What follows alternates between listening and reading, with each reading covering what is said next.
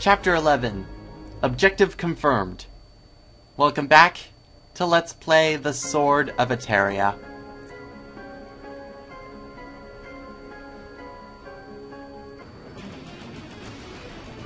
Welcome to the machines of the gods. Right now I'm just going to get it out of the way of what we're supposed to be doing here because a lot of people say that this is the most annoying stage in the entire game. The fact of it is, we have arrived at the machines of the gods, which act as an elevator to get to the higher levels. It pretty much acts as a way out. Now, the fact is,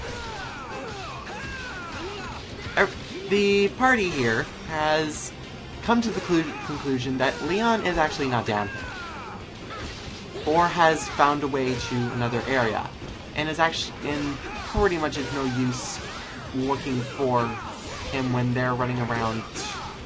It doesn't work. Nobody's stationary.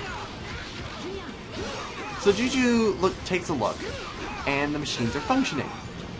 However, the henchmen arrive to make sure that the party cannot escape. It is the gods' bidding that we die down here. So our goal here is to protect the machines from these enemies. At the beginning of the stage, I had 31 machines. It is impossible to protect all 31 machines. I really love that level 2 death blow. It's so much fun. Like, yeah. It's them back to back and then they can shoot lasers. It's very poetic.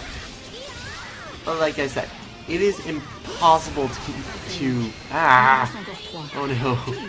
One exploded. Yeah, now I'm down to 27. So 4 have already been destroyed. I don't know, I don't remember how many waves of enemies there are, but I think there's at least like 15 waves that are gonna come at you. Now I'm down to 26. But like I said, it's impossible to protect all 31, and frankly, you do not need all 31 engines or machines to make the elevator work. You just need 1. If you can protect 2, good for you. But that's where a lot of people get ticked off. It's like, there are so many machines, I can't protect them all. How am I supposed to do this? You're not supposed to. You're just supposed to protect your room. The fact is that there are several rooms with 4 machines each. There's no way. But now back to story. Now that I'm going to be focusing on this for a long time, probably about, I don't know how long. But this can be a short stage depending on how fast you kill the enemies, because it's all about the enemies. Wave after wave, if you kill all the waves, you're done. At the end of the last chapter, when the Pseudoliths were defeated, a lot of things were realized, and a lot of things were learned. The gods created the doppelgangers for the purpose of defeating the only people to fight against the gods' influence. To pretty much say the message of never underestimate the gods, we are almighty, powerful, and blah blah blah blah blah blah blah.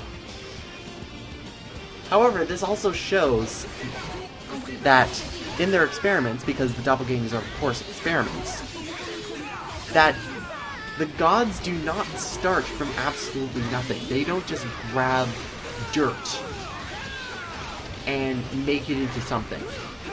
They start from something already made in order to create something new or modify that something. Similar to all of the enemies, all of the Volo, the Bellator, the Tessera, and the Etheria. They are modified to create better henchmen. Gods are watching. They're watching us kick all of their henchmen's asses. They have to make them better. However, when they do this, the horrifying truth is the transformation is irreversible. So whatever the gods used as raw material can never be set right. They are forever gone. And apparently this is connected to the whole idea of what Vetus said about the child of the gods.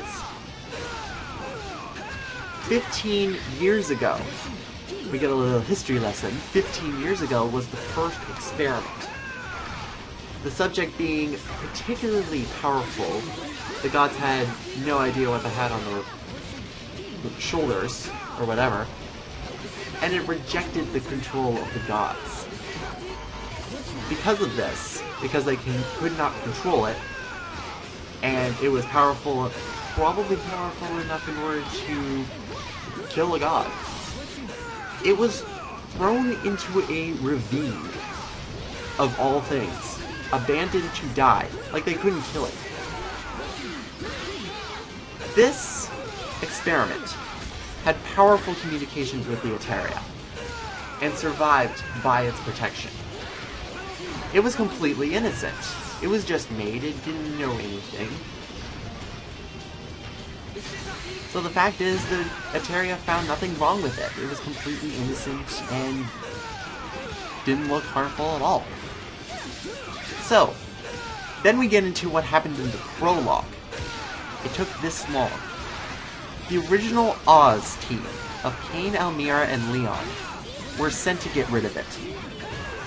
The Etheria were so strong at that point that Almira and Leon could not go any further, and Cain went in like we saw in the cutscene.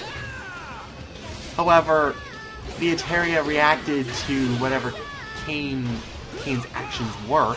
The mission failed and caused that gigantic explosion, and Cain and the creation disappeared. 3 years later, Cain was found. He wasn't dead. He was disposed of by the new Oz team of Vetus, Juju, and Gollum. However, the creation wasn't with him, and was never found. So here's where speculations come up. Juju thinks that Theo is that creation. He is the child of the gods. Because of the fact that he looks like Cain, for one. And also he has a powerful connection with the Etheria. Can use Alex. However, he's human. He's not an envoy of the gods, he's not superhuman, he's not a Katana. However, with this state of events, this is kind of surprising of all. Like, hey, you may be this thing that the gods are just simply trying to murder. Theo's actually fine with this current situation. He's not ashamed of what he may be. There's no absolute truth that he is what he is. I am down to 1. Now I'm down to 1. Shoot. Which kind of throws the whole fact that he's fine with the current situation, kind of throws Juju off balance, because she was the one who was bashing him, calling him a complete, like, he was a failure, he was a mistake. Yeah, he was a mistake. They call kids in real life real mistakes. Yeah. So that's pretty much where we are. But right now, we're just trying to get on with our goal. We're not going to let this stop us. We have to find Leon and Dorothy. I may not be able to do it because I have 1 left. Oh, and it's in the warning zone. This isn't good. Oh my. This isn't good. Yeah, I forgot to mention, because I'm not really showing a lot of the menu, another thing I don't like about the menu is it has the worst, like, if you've played any RPG, you know about any menu system, it has the, like, the boop, boop, boop, boop, boop noise. Blah. The menu in this game goes completely out of order with this going the brong noise. Brong, brong, brong, brong, brong, brong, brong. But yeah, I did collect some items that I didn't show. One was the Mask of Anger that I picked up. The Mask of Anger involves, if the wearer wears it, the wearer attacks more frequently. So I equipped the Mask of Anger on Elmira, so she would attack more. You can't equip it to your player character because, of course, you're controlling them. The other item I have got, which really sucks, is the Ring of the Hunter. The Ring of the Hunter, when you wear it, the yellow Etheria drop from enemies is reduced by 50%. However, the green Etheria drop is doubled. So you get more healing items, but less yellow Etheria. If I needed Etheria, I need Etheria. So it's not gonna work. Maybe if it was super rich and had 1,000,000 Etheria, then I would use it. Oh, come on. This must be the last enemy. Please. Ah! I did it! Woo! Yes! I did it!